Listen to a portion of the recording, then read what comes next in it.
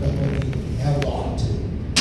My father, JDB, lived in a world of constant change.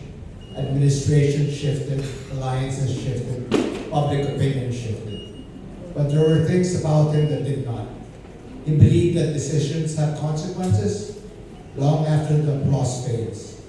He believed leadership requires restraint, and he believed dignity is not situational. At home, those beliefs were not speeches, they were habits. He prepared carefully, he read deeply, he thought before he spoke, he did not rush judgment, he did not confuse urgency with wisdom.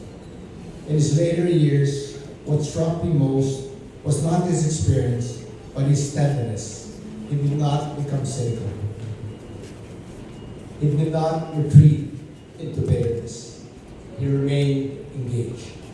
He asked questions, and not to criticize, but to understand. He worried, not to complain, but to anticipate consequences. And he remained hopeful, not casually, but deliberately.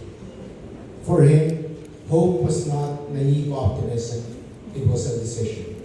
A belief that institutions can improve if people act with integrity. That dialogue can still prevail if people are patient enough to sustain it. To those who continue in public service, he understood the weight he carried. He believed leadership is measured not by comfort, but by conduct. In these later chapters of his life, he was sustained not only by conviction, but by love and companionship. I would like to acknowledge my stepmother, Gina.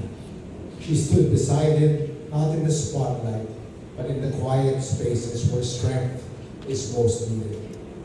In the years when public life had softened and health demanded patience, she gave him care, dignity, and constancy. She protected his peace. She preserved his comfort. She walked with him steadily through the final stretch of a long and meaningful life. For that devotion, for the love she gave him, we are deeply grateful. For that devotion, we are deeply grateful. As his son, I carry something more personal. His discipline, his measured tone, his refusal to react impulsively. He taught us that emotion must be acknowledged, but not allowed to govern judgment.